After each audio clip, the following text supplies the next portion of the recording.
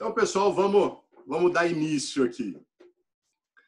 Se a gente pensar que o Antigo Testamento ele foi concluído no quinto século antes de Cristo, quando Israel, a nação de Israel, estava sob o domínio persa, e a gente der um salto para os O seu evangelhos áudio não está saindo.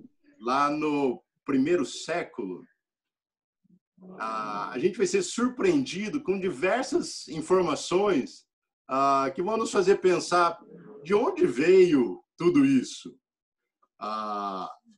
Os persas, na época do Novo Testamento, já tinham saído de cena há alguns séculos.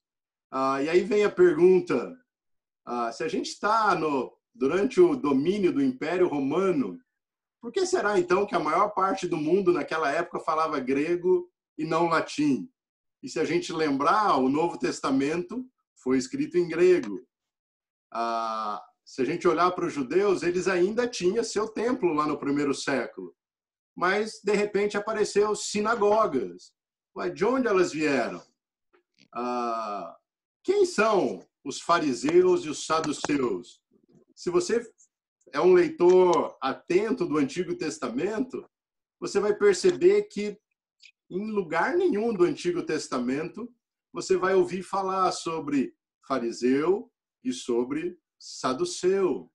A gente vai ouvir falar dos zelotes. Por que esses caras eram tão radicais? Da onde veio tudo isso?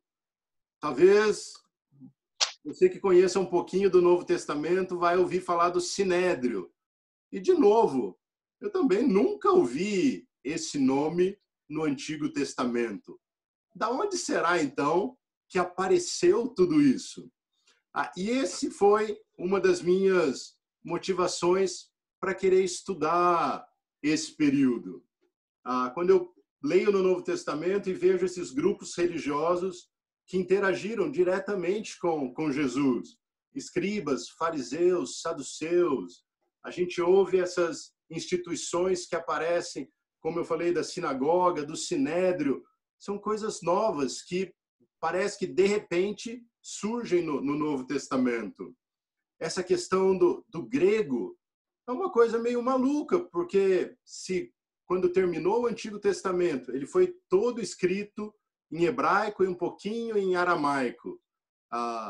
A gente está vivendo lá no primeiro século, durante o Império Romano, e eles usam o grego, por que não o latim, que é a língua do Império Romano? Então, essas coisas me fez querer entender, puxa, da onde será que vem isso? E aí, por isso, a importância da gente estudar esse período.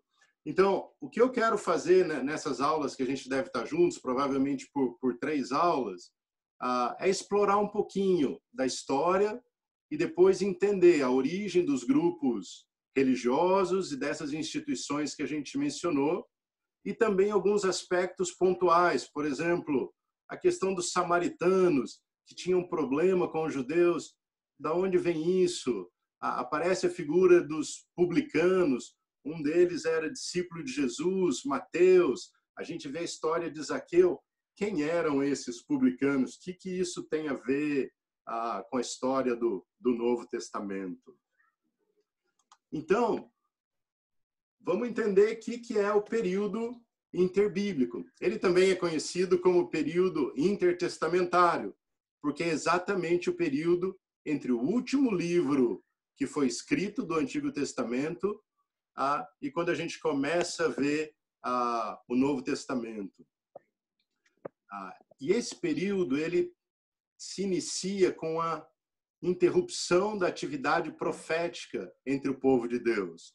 Ou seja, foi um período que Deus não levantou mais nenhum profeta para trazer sua mensagem diretamente ao povo.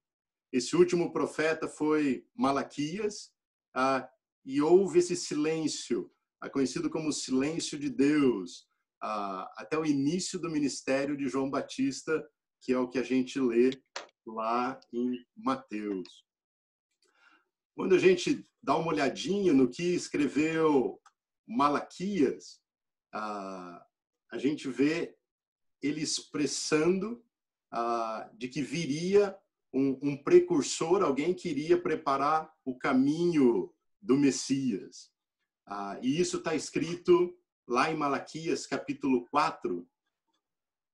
E eu vou ler aqui para vocês, ele diz assim: lembre-se da lei do meu servo Moisés, dos decretos e das ordenanças que lhe dei em Horebe para todo o povo de Israel.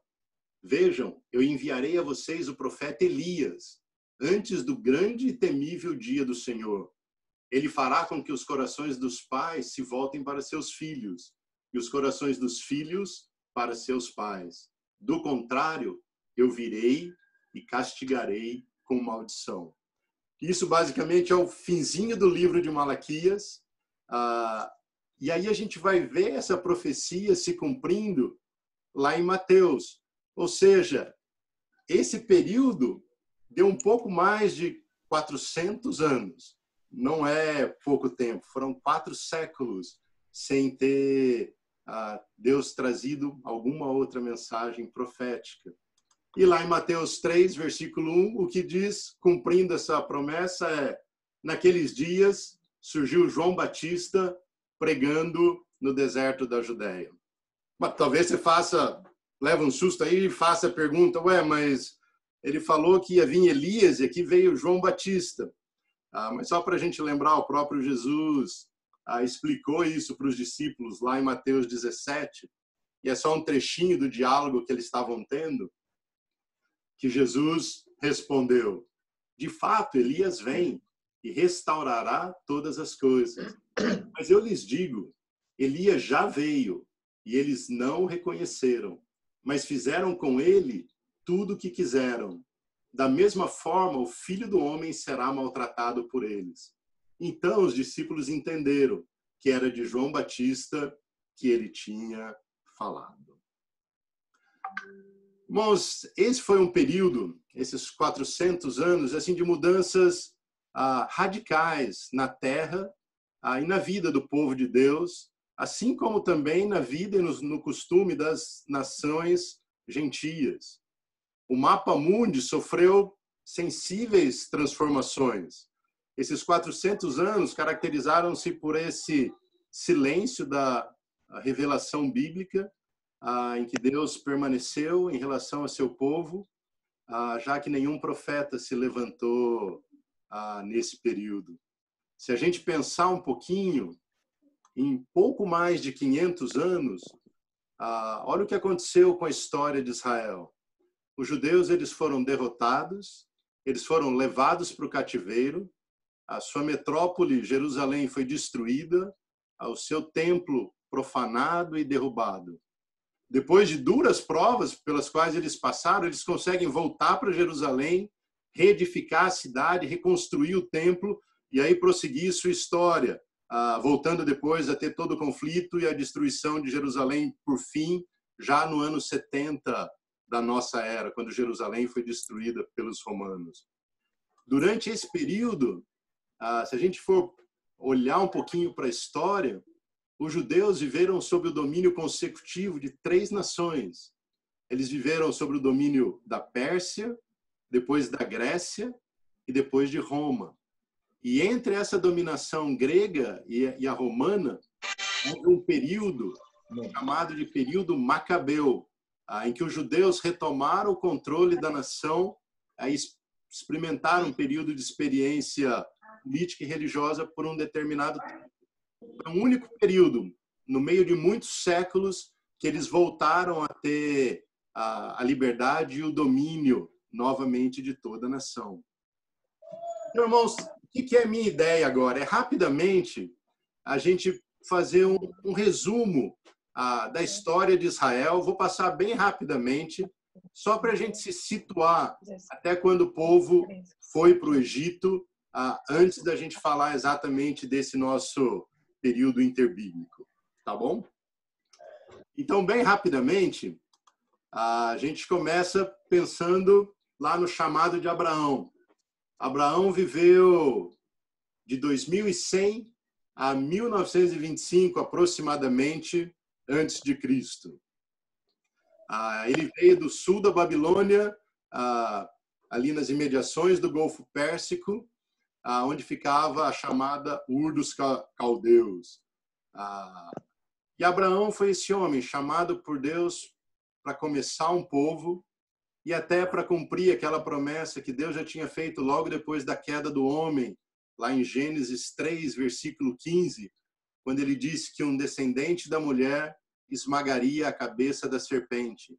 E ele estava falando de Jesus Cristo. Então Deus escolheu Abraão para poder começar essa história e chegar até lá em Jesus Cristo e cumprir essa promessa. Aí a gente conhece a história que Abraão saiu da sua terra e depois de caminhar por bastante tempo ele chega a Canaã. Em seguida, a gente conhece a história dos filhos de Abraão, de Isaac, de Jacó e dos 12 filhos de Jacó, onde tem entre eles José, que tem a história que foi vendido pelos irmãos, foi para o Egito, passou um tempo muito difícil, mas com o tempo ele se destacou e foi reconhecido como uma grande autoridade no Egito. Na época de fome, esses irmãos vieram morar com ele no Egito e por lá ficaram por muitos anos. O povo cresceu, mudaram-se os faraós e praticamente 400 anos depois eles estavam vivendo sob uma escravidão muito forte. Foi quando Deus levanta Moisés em torno do ano 1440 a.C. para poder tirar o povo do Egito. Moisés leva o povo pelo deserto por todo aquele período até chegar para entrar na terra de Canaã. Como a gente sabe, Moisés não entrou, mas quem assume a liderança do povo nessa época é Josué, que conduz os israelitas para a terra prometida. Esse período começa com a queda dos muros de Jericó. O povo cruzou o Rio Jordão e aí a gente conhece a história da derrubada dos muros de Jericó e é quando Josué e o povo começam a avançar pela terra prometida para conquistá-la. Depois desse período, a gente vai vivenciar o período dos juízes, que foi uma característica própria naquela época de algo que acontecia de forma cíclica. O povo começava a se afastar de Deus, se entregava para idolatria, começava a sofrer, outros povos os dominavam, os escravizavam, vinha sofrimento, eles clamavam a Deus, Deus ouvia, levantava um homem que trazia novamente liberdade para o povo e eles passavam vários anos bem com Deus, com prosperidade. Logo em seguida, o tempo ia passando, novamente eles se distanciavam de Deus, voltavam para a idolatria, vinha sofrimento, eles clamavam, Deus levantava um outro homem, trazia novamente tempo de prosperidade. E isso foi um ciclo que aconteceu nesse período de 1360 até aproximadamente 1045, quando chega o último juiz, que é Samuel, que também foi profeta e sacerdote. Nesse período, o povo, cobiçando a ideia dos outros povos, das outras nações, eles também querem um rei para si, que é quando, então, Samuel unge Saul, aproximadamente em 1025. Saul começa bem, mas logo depois se afasta de fazer o que é justo diante de Deus.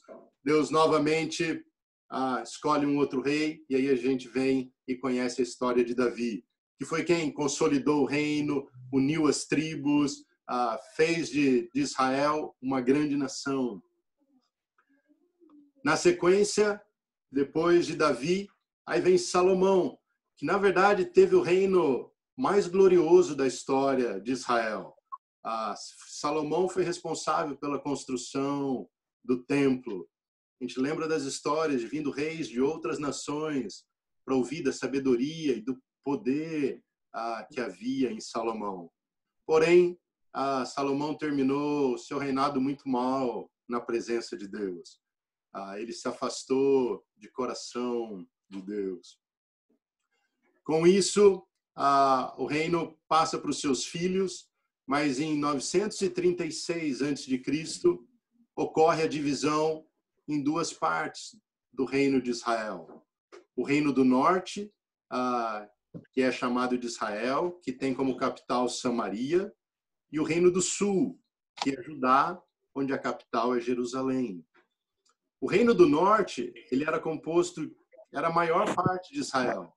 Ele era composto por 10 tribos e mais meia tribo de Benjamim. Mas o que acontece? Sem o templo, as tribos vão abandonando a Deus, se entregando à idolatria, sempre acompanhado de imoralidade, de devassidão, de violência, de injustiça, e as consequências são terríveis. Declínio moral, espiritual, pobreza e confusão. E isso Deus, constantemente, a história de Israel alertou o povo. Deus sempre colocou diante deles a dupla escolha, morte ou vida, bênção ou maldição. Esse trecho foi quando Moisés, antes de entrar na Terra Prometida, falou exatamente o que Deus estava expressando para o povo. E ele diz: vejam que ponho diante de vocês vida e prosperidade, ou morte e destruição. Pois hoje lhes ordeno que amem o Senhor, o seu Deus, andem nos seus caminhos e guardem os seus mandamentos, decretos e ordenanças. Então vocês terão vida e aumentarão em número, e o Senhor, o seu Deus, os abençoará na terra em que vocês estão entrando, para dela tomar posse. Se, todavia, o seu coração se desviar e vocês não forem obedientes e se deixarem levar, prostrando-se diante de outros deuses para adorá-los, eu hoje lhes declaro que, sem dúvida, vocês serão destruídos. Vocês não viverão muito tempo na terra em que vão entrar e da qual vão tomar posse, depois que atravessarem o Jordão. Mesmo Deus mandando diversos profetas para alertar o povo sobre isso, tanto no reino do norte como no reino do sul, ambos tiveram profetas anunciando a mensagem de Deus. Eles não se arrependeram. Por isso, em 722 a.C., o reino do norte, Israel, foi conquistado pelos assírios, o qual entrou e destruiu completamente Samaria. E aqui começa um ponto bastante importante para a gente. Os assírios, eles tinham um modo muito peculiar de tratar um povo vencido. Eles destruíam uma raça ou a unidade de uma nação fazendo misturas, miscigenações sucessivas entre diversos povos. Eles traziam gente de diversas partes e as ajuntavam numa cidade, enquanto o povo daquela localidade era levado para outro lugar, perdendo sua origem, suas tradições. E foi exatamente isso que aconteceu com os israelitas do Reino do Norte. Por causa desse sistema, eles praticamente desapareceram como nação, como povo, ao se misturar com tantos outros em todo o mundo. Se você estiver anotando, eu não sei se você está fazendo, mas em 2 Reis 17, 24, fala exatamente de alguns povos que foram levados para morar na região de Samaria, onde era o povo do norte, para entender toda essa mistura que aconteceu. O povo que ficou ali veio depois atrapalhar a vida do povo de Judá lá no futuro, a dificultar os trabalhos de reconstrução de Jerusalém e do templo, que a gente vai ver um pouquinho mais para frente. Mas aí, pensando na história, o Império Babilônico foi o que surgiu depois dos assírios, o dominou e passou a ser a maior potência da época. Aí, quando a gente pensa no povo do sul e Judá, a a gente fala, não, mas esse povo, esse era fiel a Deus, né? Triste dizer que também não foi assim. O povo do sul também foi infiel ao Senhor. De fato, tiveram alguns reis fiéis que lutaram para combater a idolatria, derrubar os postes ídolos e tudo mais, mas a maioria também não permaneceu fiel. Com isso, após uns 100 e poucos anos, Nabucodonosor, que era o imperador da Babilônia, os levou cativos. E foram 3 deportações. Eles levaram em 3 períodos diferentes o povo de Judá. Começou em aproximadamente 605 a.C. e foi até 586, quando a cidade foi destruída, o templo incendiado e os habitantes assim levados em massa para a Babilônia. Ficaram alguns poucos na cidade, na região, passando pobreza e muita dificuldade. Se vocês forem percebendo, a gente está chegando um pouquinho mais perto. A gente já está ali em 536, chegando perto desse período interbíblico. E aqui tem uma característica diferente dos babilônios em relação aos assírios. A política deles de lidar com os povos dominados era diferente. Eles levavam todos os cativos para sua metrópole e eles viviam agrupados em bairros. Então, os povos conquistados tinham a liberdade de cultuar o seu próprio Deus, de praticar os seus costumes, ou seja, eles podiam preservar as suas tradições. Então, o povo de Judá, sem dúvida, foi oprimido indo para o cativeiro, porém não foi tão forte quanto o Reino do Norte, que foi praticamente destruído. Então, eles podiam manter alguns sacerdotes, eles podiam continuar guardando o sábado, se circuncidar, podiam jejuar, obedeciam a lei de Moisés, liam as escrituras, oravam, cultuavam a Deus de maneira pública. Então, os costumes do povo de Judá pôde ser preservado por causa dessa política dos babilônios.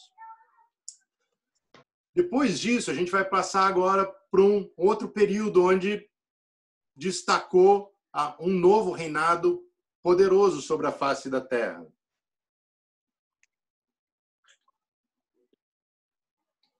Que é exatamente o reinado dos persas. Então, a gente já viu 3 impérios. Primeiramente, os assírios, depois os babilônios cresceram e dominaram o mundo, conquistando isso dos assírios, e agora entra em cena o Império Persa. O imperador Ciro libertou os filhos de Israel do cativeiro da Babilônia, e Ciro proclamou um decreto nesses termos: os judeus que livre e espontaneamente desejassem voltar à sua pátria poderiam contar com as garantias do rei. Foi nessa época que Ciro permitiu que os judeus que estavam lá vivendo na Babilônia pudessem retornar para reconstruir Jerusalém, para reconstruir seu templo. Isso aconteceu inicialmente com Zorobabel, que era um homem da linhagem real. Ele era da tribo de Judá, da descendência de Davi. E também com Josué, que era da linhagem sacerdotal, ou seja, vinha da descendência de Arão. Então, eles voltaram chefiando a primeira leva de 50.000 judeus. Conseguiram edificar um altar, restabelecer o culto do Senhor, lançar os alicerces do templo, mas tiveram que lutar com vários povos que haviam se estabelecido no país. Em 516 a.C., novamente, o templo, a casa do Senhor, foi edificada. O fato é que muitos judeus voltaram para Jerusalém, mas não todos. Muitos outros haviam prosperado na Babilônia com comércio, com seus negócios. Então, muitos continuaram na Babilônia e outros foram para outras partes do mundo. O Egito mesmo foi um lugar um local onde recebeu muitos judeus. Vem de longa data que judeu é bom para fazer negócio. Então, enquanto eles estavam na Babilônia, muitos progrediram bastante. No fim, teve uma outra leva de judeus que saiu da Babilônia, que foi o pessoal liderado por Esdras e Neemias, que é a história que a gente lê nesses livros, onde a gente estuda mais profundamente a reconstrução do templo e das muralhas.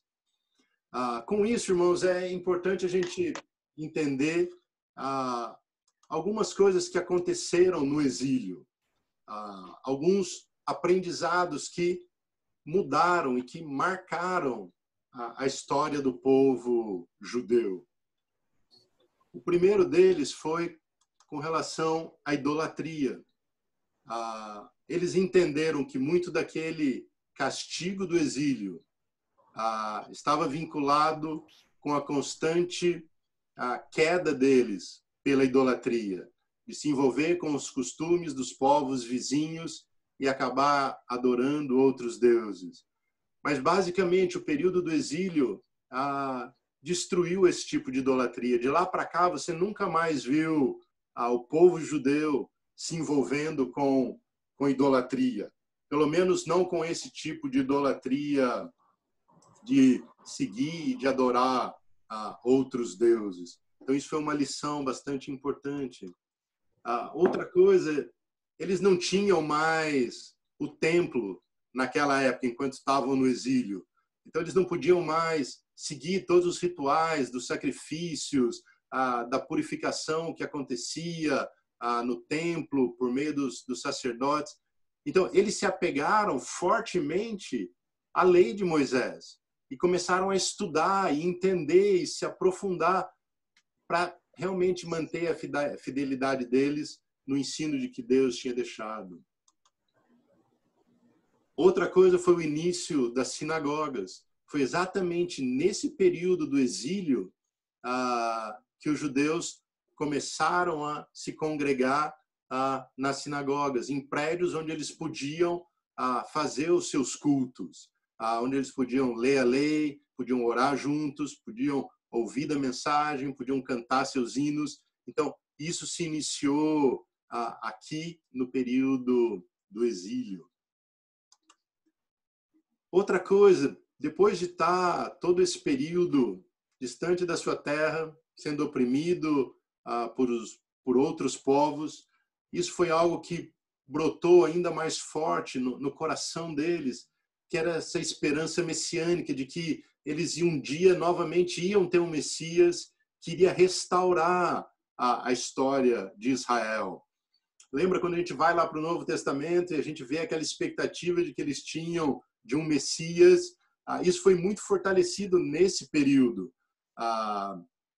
De fato, eles tinham às vezes uma visão um pouco distorcida, porque eles queriam a restauração política de Israel. Por isso aquele conflito constante com Jesus de quando ele iria assumir o poder, o governo.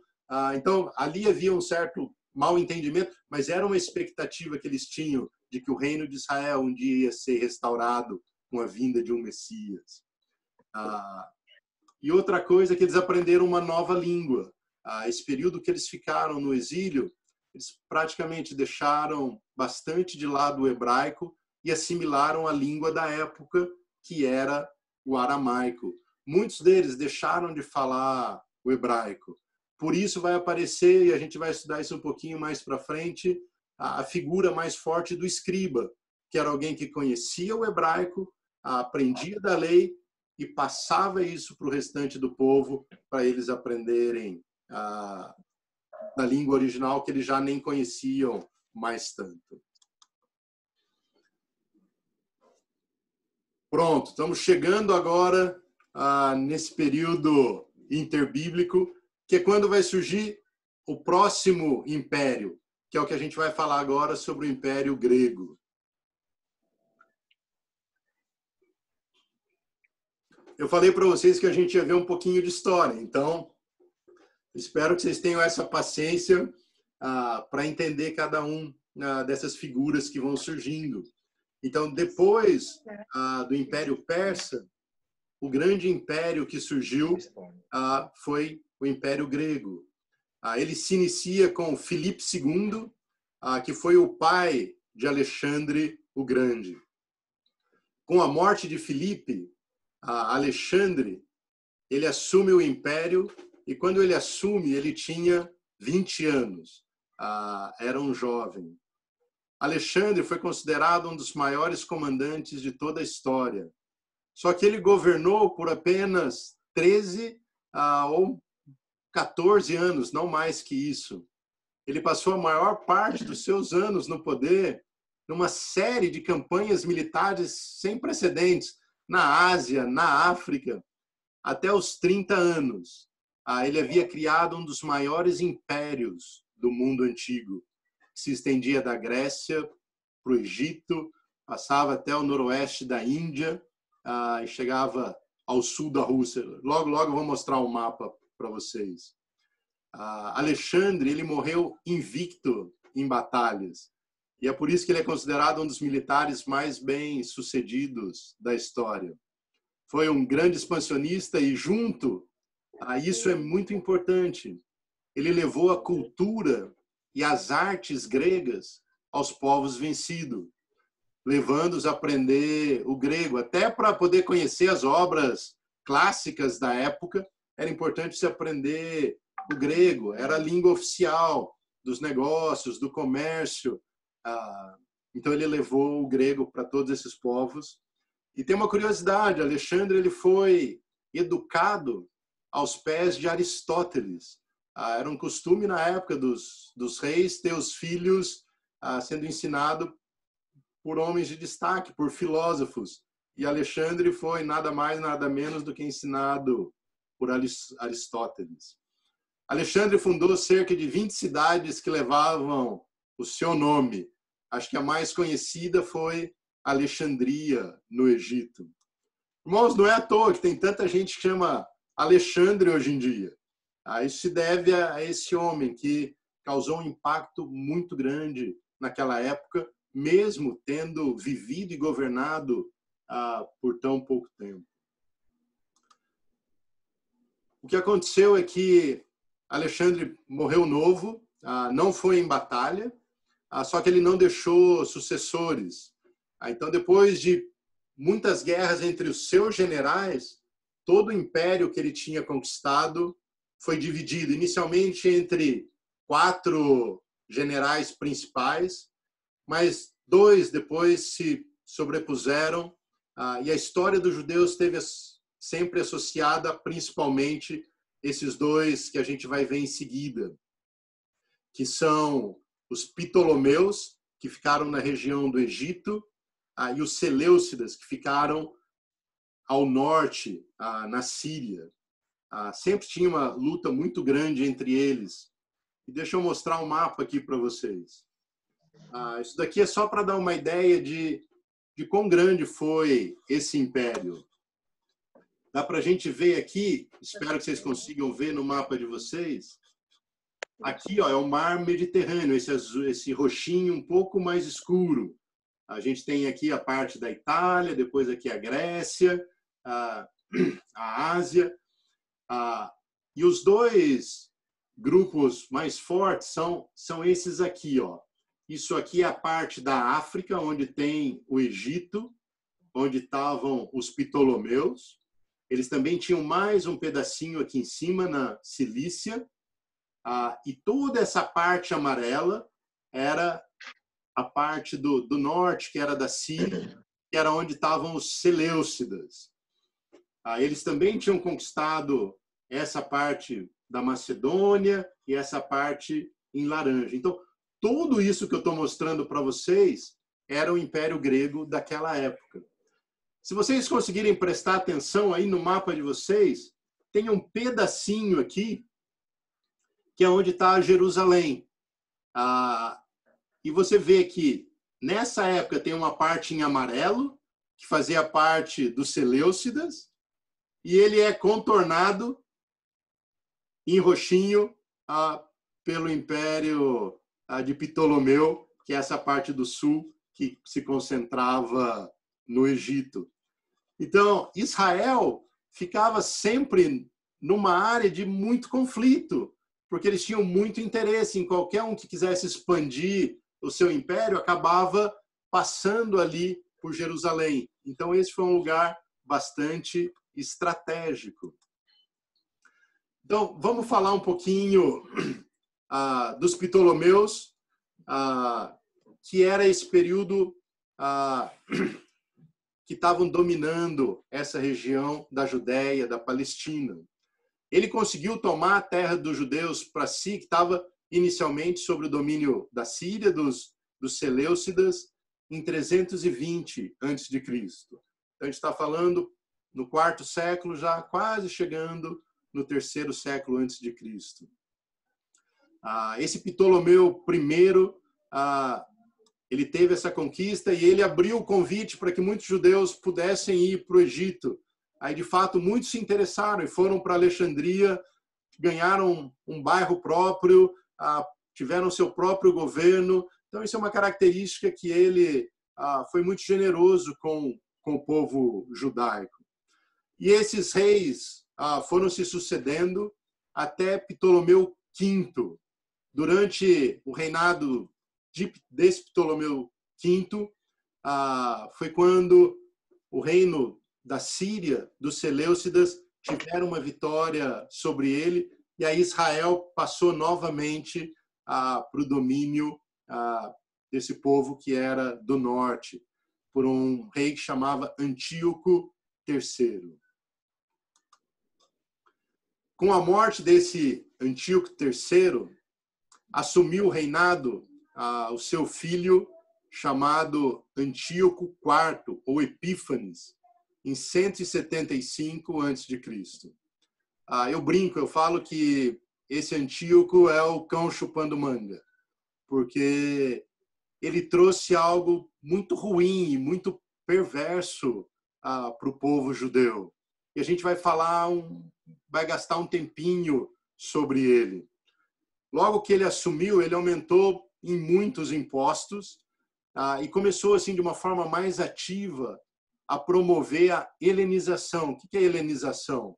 É impor a cultura grega de uma forma bastante forte para os judeus. Ele chegou a autoproclamar Deus, o que isso para os judeus era algo intolerável. E nesse programa de helenização, visto por muitos como modernização, incluía que os judeus passassem por uma educação clássica grega, aprendendo os costumes e a cultura, que eles participassem dos esportes gregos. Isso incluía a participação de atletas nus. As Olimpíadas e os eventos dos esportes gregos, basicamente os atletas competiam com muito pouco cobertura, praticamente nus mesmo. E isso era extremamente ofensivo à moral judaica.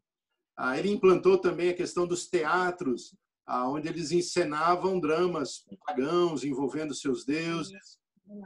Especificamente, ele veio e começou a proibir tudo que se ligava à cultura de Israel. Então, eles foram proibidos de aplicar a circuncisão sob ameaça de morte. Ele forçava o consumo de comida não kosher, que é aquela comida que os judeus têm para si há muito tempo, de não comer os animais impuros, por exemplo, o porco. Então, Antíoco, ele obrigou o povo a passar por tudo isso realmente sob pena de morte, e começou a aplicar o uso da língua grega. Ele foi um grande perseguidor dos judeus, agiu com crueldade extrema, era totalmente intolerante, e o fato é que alguns judeus se renderam a esse tipo de cultura e a esse tipo de influência. Porém, teve um grupo que não aceitava, resistiram fortemente, e é a partir daí que vai surgir a chamada Revolta dos Macabeus, quando um grupo de judeus se insurge, se levanta contra Antíoco, e é isso que a gente vai estudar um pouquinho agora, que é esse período de glória que Israel vai viver por mais alguns anos depois de tanto tempo. Eu ainda vou voltar a falar mais um pouquinho desse Antíoco Epífanes. Então, a gente vai iniciar com esse período macabeu. O nome desse período está associado a Judas Macabeu, que foi o líder desse grupo. E também tem um nome que vem da família dele, que a gente lê também na história, que é a história dos Asmoneus, que tem a ver com o nome de um bisavô, o nome de família desse Judas. Então, se vocês ouvirem falar tanto em Macabeus quanto em Asmoneus, a gente está falando dessa mesma família que provocou essa revolta, é o que a gente vai estudar um pouquinho agora. Esse período abrange em torno de 104 anos, 167 a 63 a.C. A gente já está chegando bem ali próximo do Novo Testamento. E é um período que foi caracterizado por lutas, por perseguições, por sacrifícios, e depois de muito esforço, esse período de independência e paz. E foi basicamente o que levou a essa revolta. Tem duas causas principais, e isso é bastante importante a gente entender, porque isso vai nos remeter a algumas coisas lá nos evangelhos que vai ficar mais claro. O governo da Judéia, ali da Palestina, aos poucos foi se fortalecendo nas mãos do sumo sacerdote. Eles não tinham mais um rei. A única autoridade foi o sumo sacerdote. Só que isso levou o sumo sacerdócio judaico a um declínio espiritual, porque deixou de ser um poder espiritual e divino para se tornar simplesmente uma força política. O sumo sacerdote passou a ser um governante, não mais vinculado à estrita lei de Moisés, em querer seguir os ensinamentos. Ele era, antes de tudo, um cargo político. Por isso, a posição de sumo sacerdote começou a ser muito disputada. Aquela questão de que a lei de Moisés dizia que para você ser um sumo sacerdote, você tinha que ser um descendente de Arão e seguir toda aquela genealogia, não foi mais levado em conta. O que importava era esse poder temporal, era a única coisa que era relevante para eles naquele momento. Só que havia alguns grupos apegados à lei que não concordavam com isso. Então, isso já vinha de algum tempo incomodando e provocando muito esses judeus mais ortodoxos, que se apegavam à lei, porque eles não concordavam de forma alguma com isso. Então, esse foi uma das razões, uma das causas. E a outra foi exatamente todas essas atrocidades cometidas por Antíoco IV, o Epífanes. Ele reinou lá na Síria entre 175 e 164, nem foi um período tão longo. E ele veio invadir Israel e profanar o templo de Jerusalém em 167. Ele proibiu o culto judaico, ele proibiu de guardar o sábado, proibiu de que a lei fosse lida, saqueou Jerusalém de todas as suas riquezas. E o pior de tudo, ele mandou construir um altar no templo. E ali ele mandou sacrificar porcos. Ordenou sacrifícios a deuses pagãos em vários altares em todo o país. Tem um dos historiadores que menciona que ele mandou misturar o sangue do sacrifício do porco com seus próprios excrementos, aí borrifar em todo o templo. Imagina o que isso provocou no povo judeu. O templo, o altar, era a coisa de mais valor, a coisa mais sagrada para o povo de Israel. Era onde eles ofereciam os seus sacrifícios a Deus. E esse cara zombou e profanou de uma forma vergonhosa. Esse ato de profanar o templo foi conhecido como abominação desoladora. Isso já havia sido profetizado por Daniel. O profeta Daniel, há alguns séculos atrás, já havia falado sobre isso. Está lá em Daniel, capítulo 11, versículo 31. Eu vou ler aqui com vocês. Ele diz assim: dele, isso está no meio de um trecho onde ele está falando sobre dois reinos, do norte e do sul, e ele fala especificamente sobre isso. Desse reino, dele sairão forças que profanarão o santuário, a fortaleza nossa, e tirarão o sacrifício diário, estabelecendo a abominação desoladora. Isso já estava predito na história de Israel.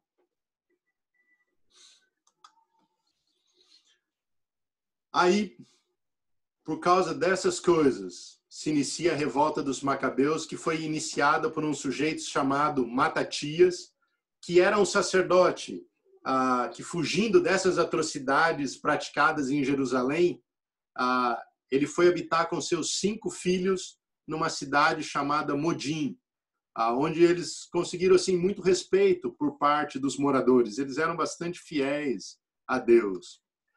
E a história conta que num certo dia apareceu nessa cidade um oficial do rei, ordenando que fossem oferecidos sacrifícios no altar, conforme o novo costume imposto por Antíoco.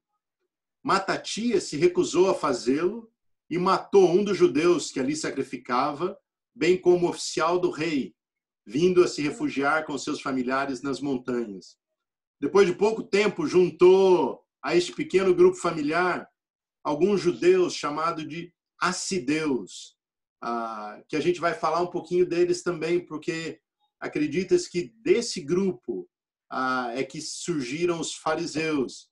Esses judeus assideus, eles eram muito fiéis à sua religião, eles já não concordavam com a questão do sumo sacerdote, aí eles decidiram, junto com essa família, combater o imperador. E aí, aos poucos, muitos outros grupos foram se juntando a esse núcleo, de tal forma que se constituiu um pequeno, mas eles dizem que um valente exército disposto a combater os pagãos. Então, Judas liderou nesse período de praticamente 5 anos esse início da revolta. Cerca de 1 ano depois de iniciada essa revolta, Matatias, que era o pai deles, veio a falecer. E seu filho Judas, que tinha apelido de Macabeu, que significa martelo, foi quem tomou a frente desse movimento.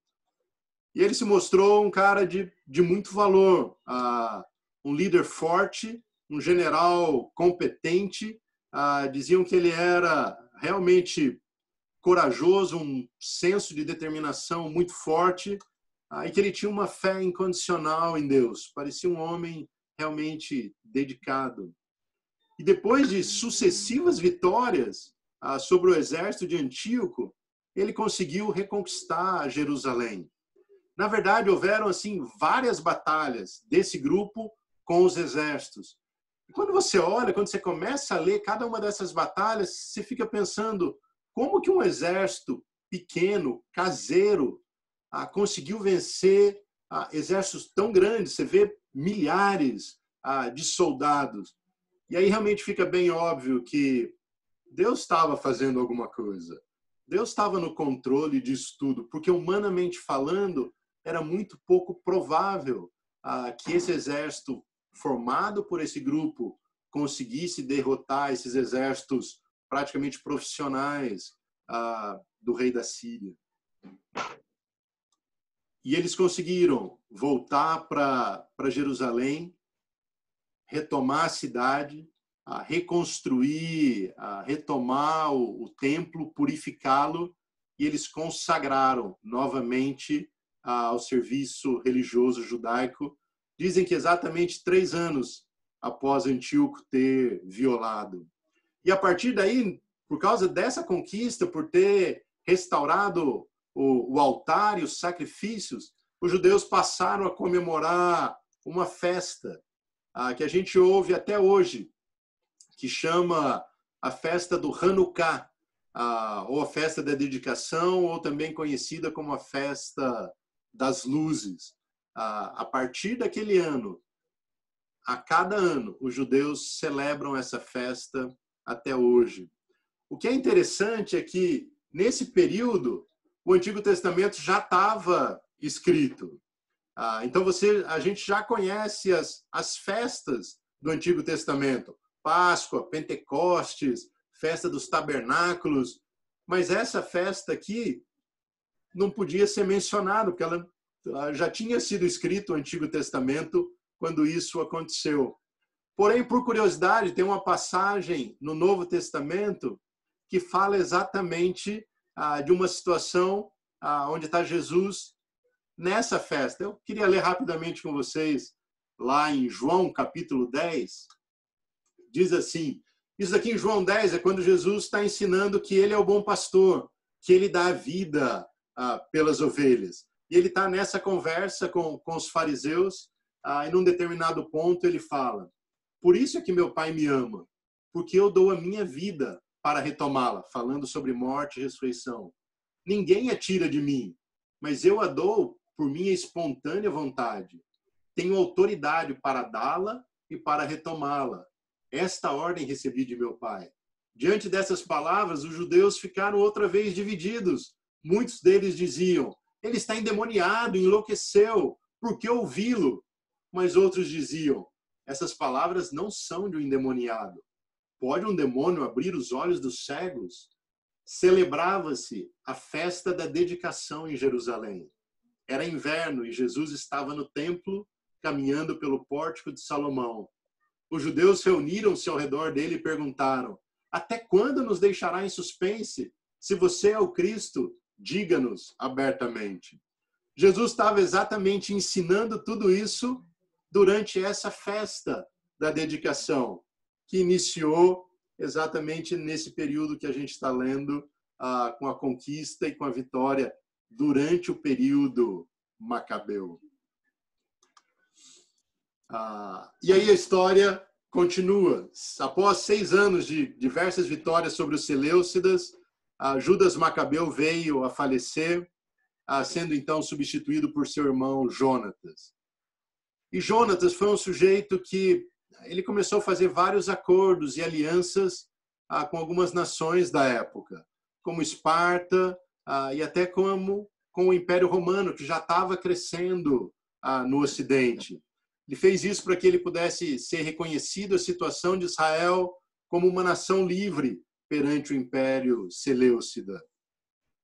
E Jonatas prossegue com essa revolta até o ano de 153, quando ele ganha o cargo de sumo sacerdote de Israel por um decreto do rei Seleucida. Ou seja, eles estavam tendo vitórias, mas ainda tinha um certo domínio dos Seleucidas. E Jonatas se submeteu a aceitar um cargo de sumo sacerdote por causa de um rei Seleucida. Então, mesmo Israel conquistando essa vitória e esse período, também já começou a acontecer coisas desagradáveis do ponto de vista dos mais ortodoxos.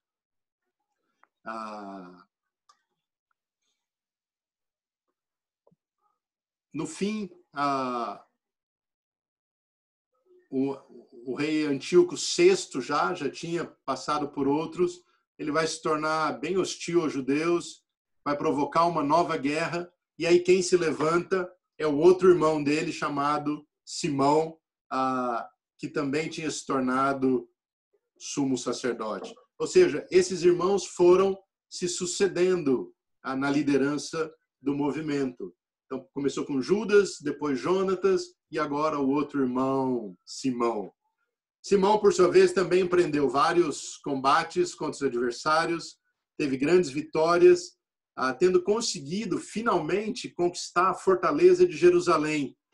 Isso era um complexo militar que ficava em Jerusalém, que tinha sido construído ao lado do templo por esses povos que dominavam Judá, com a finalidade de vigiar qualquer insurreição que pudesse ser iniciada ali no templo. E isso era um local muito difícil de conquistar, porque sempre era repleta de soldados estrangeiros. Mas Simão conseguiu ter essa vitória e destruiu esse período, esse prédio. O que acontece agora é que,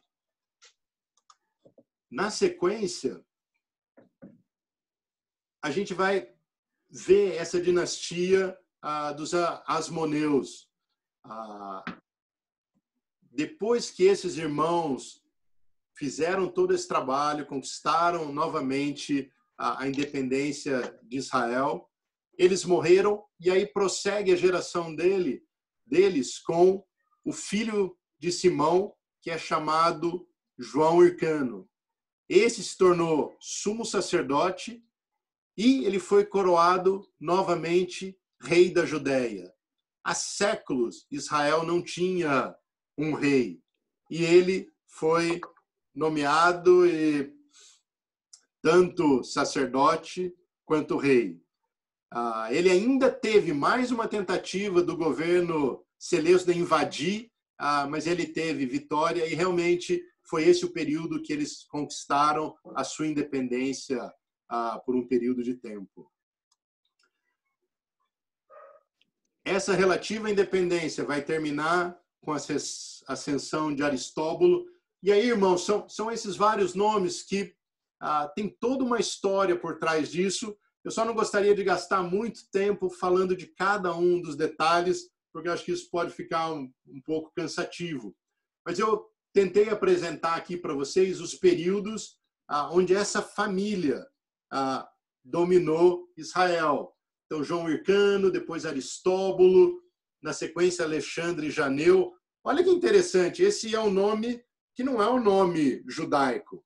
Muitos deles já estavam absorvendo toda aquela cultura grega que a gente estava falando e já estavam adotando um nome grego. Depois teve uma mulher que era esposa de um deles, que governou por um período de tempo. E aí entra em cena Aristóbulo II, que governou de 66 a 63. Foi a partir daí que os romanos entram em cena. Então ele foi deposto pelos romanos e o irmão dele foi feito sacerdote no lugar dele.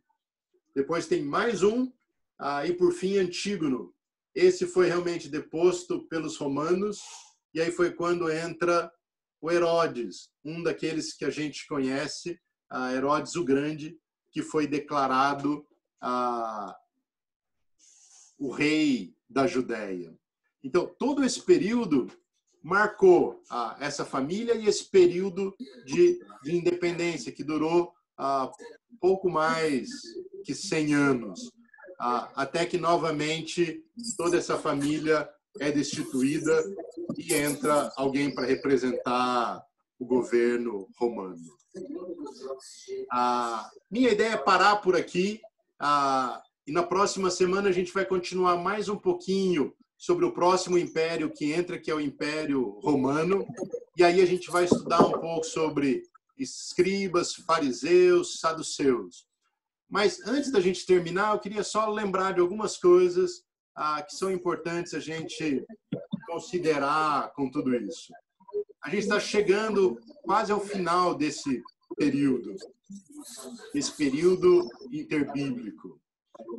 O próximo passo é esse finalzinho do domínio dos romanos. Os romanos, nesse período, já estavam com o Império Grande dominando o mundo, mas eles vão entrar aqui na história de Israel nesse período. Mas o que é importante a gente ter em mente do que a gente já viu? Uma das coisas é que o judaísmo, a religião dos judeus, agora, nesse período, já é muito diferente do judaísmo do Antigo Testamento. Tem essa questão do sacerdote que não tem mais relevância espiritual. Passou a ser um cargo político, alvo de inveja, de conspirações, que foi conquistado por muitos com suborno e até mesmo assassinatos, quando a gente lê a história de alguns homens que chegaram nesse cargo. Nesse período, a religião judaica era multifacetada, ela tinha muitas características. Surgiram esses grupos religiosos, que a gente vai olhar um pouquinho mais na frente, dos fariseus, que era um grupo muito apegado à lei, diferentemente dos saduceus, que eram simpatizantes do helenismo, de toda aquela influência grega. Também a questão dos zelotes. Todos eles tinham visões e doutrinas muito diferentes, mesmo fazendo parte desse mesmo judaísmo. totalmente diferente do judaísmo do Antigo Testamento, onde a gente tinha o sacerdote que fazia os sacrifícios, onde o povo se voltava para o templo. Hoje já não tem mais isso. O sacerdote já nem segue mais as ordenanças em relação à lei.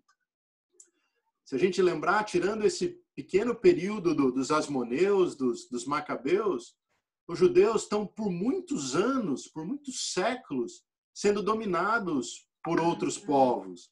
Então, aquele pensamento sobre a necessidade de um Messias está muito forte nesse período.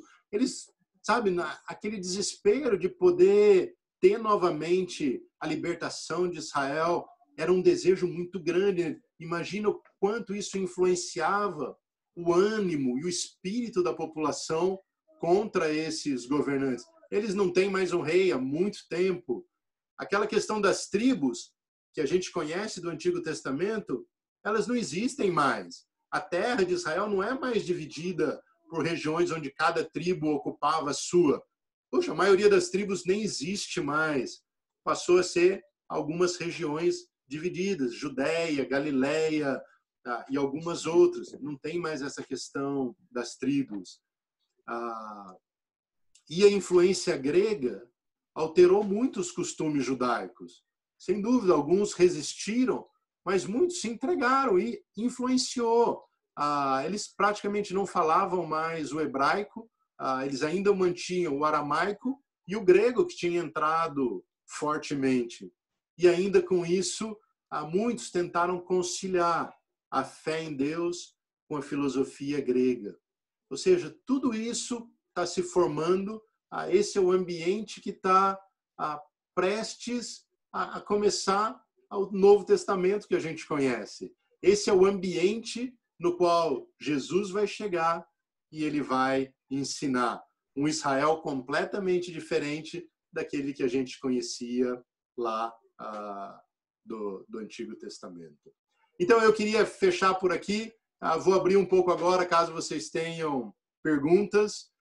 E aí a gente continua na próxima aula seguindo desse ponto. Tá bom? Obrigado aí pela atenção, pessoal.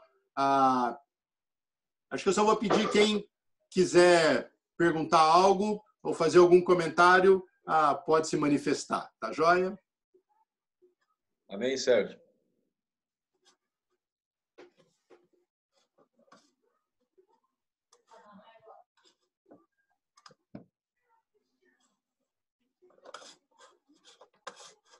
Acho que tem uma perguntinha ali no chat, Sérgio, falando sobre miscigenação. Eu vou dar uma olhadinha. Obrigado, Sérgio. Obrigado, gente, pela aula. Obrigado, Sérgio, pela aula. Obrigada. Valeu. Valeu, hein? É a minha área, é a minha praia essa aula, viu? É mesmo? É. Sem dúvida. Muito boa aula, Sérgio. Eu só estou localizando o chat aqui para olhar o que a gente tem aqui. Oi, Cris. Legal. Ó, Oi! Tudo bom? Tudo bom, meu amor? Saudade. Pessoal, Também. alguém fez uma pergunta aqui que é o seguinte.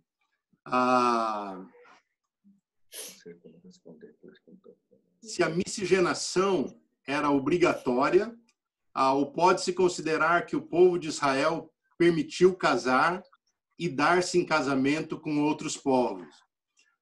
Eu acho que isso depende do período que a gente está falando. Ao longo da história de Israel, de fato, eles muitas vezes nesse período que eles caíam em idolatria, envolvimento com outros povos, povos vizinhos, realmente eles deliberadamente se envolviam com esses povos. Quando a gente fala especificamente ali do Reino do Norte, isso foi uma situação provocada pelo estilo de tratativa dos assírios. Eles levavam o povo para outras regiões e punham em contato com muitos outros povos. Claro, eles sempre tinham a liberdade de fazer as escolhas, mas aí a influência e o convívio com outras nações, e era muito forte. Espero ter respondido aqui. Sim, respondeu. Era uma pergunta minha. Legal, obrigado. Eu tenho mais uma, que é com relação ao aramaico, que você falou. Pode ser perguntar, breve, porque tem muito barulho aqui em casa. Consigo responder. Que você falou que surgiu a partir do momento que o povo estava no exílio, né? E eu quero entender se o hebraico ele surgiu por conta de uma língua mais falada e sendo uma língua mais popular, né? A gente pode colocar assim, ao contrário do hebraico, que era, digamos, uma língua mais culta, né? A língua norma culta, né? De falar, norma escrita, enfim. Eu não sei como que é isso, porque eu tentei pesquisar aqui depois, mas do que tem na internet está muito ruim dessa fonte. Aí eu quero saber se o aramaico é mais uma questão de língua popular, e aí foi posto também na Bíblia, né? Porque é bem pouco o que tem de aramaico no Antigo Testamento, enfim. E se é o hebraico, que era a língua culta, né? Basicamente, o que eu conheço dessa parte das línguas é que o aramaico ele era a língua dos assírios, dos babilônios. Então, essa era a língua do povo dominante. Então, enquanto eles estavam na Babilônia, essa era a língua, digamos, a língua universal, como foi para a gente num período francês e como é o inglês hoje. Então, naquela época especificamente, o aramaico era a língua do comércio, dos negócios, era a língua mais popular. Então, por isso, o hebraico, naquele período do exílio, foi perdendo espaço, porque eles não usavam mais a língua. Como quando você muda para um outro país e seus filhos vão aprendendo a língua daquele país, né? Então, meio que foi esse o processo com o aramaico. Nesse período que a gente vê do interbíblico, o apelo já pelo grego foi tão grande que esse é o período onde tem a tradução do Antigo Testamento para o grego, que é o que a gente chama de Septuaginta, que foi essa tradução para o grego, né? Porque o grego passou a ser a língua dominante nesse período. Então, primeiro aconteceu lá atrás com o aramaico e depois, mais para frente, com o grego. Ok? Obrigado. Legal.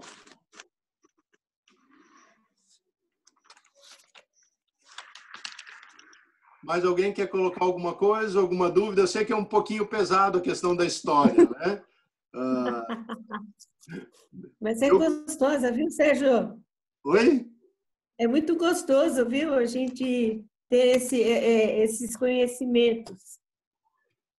Eu acho que isso nos ajuda especialmente para entender um pouco melhor quando a gente lê coisas no Novo Testamento, uma visão um pouco diferente. Quanto mais a gente conhece da história, do ambiente social e político da época, fica mais fácil entender alguns diálogos, algumas situações. Puxa, quando eu vi isso pela primeira vez, eu fiquei assim, bem empolgado, porque eu falei, quantas coisas me faltam quando eu vou ler o Novo Testamento sem entender um pouco desses aspectos, né? Então, espero que isso ajude a motivar a gente a entender um pouquinho mais. É muito importante mesmo. Legal. Então, tá bom, pessoal. Se a gente não tem mais perguntas, vou agradecer aí pela atenção e pela paciência de vocês. E aí, a semana que vem é a prova de que se valeu a pena mesmo. Então, vocês estão convidados para quarta que vem, às 8, no mesmo local, no mesmo bate-local. Isso. Bate-canal. Certíssimo. Valeu, Sérgio. Uma boa noite para você. Vai ter um questionário, né, Deus Sérgio? abençoe. Boa noite. Gente, boa noite. Boa noite. Obrigada, boa noite. Tchau, gente. Boa noite. Obrigado, Zé. Tchau. Tchau, boa noite. Tchau. Aí, Zé! Oh, Boa noite, Zé. Olha, Zé. Boa noite, Zé. Boa noite, Zé. Procurando, rapaz.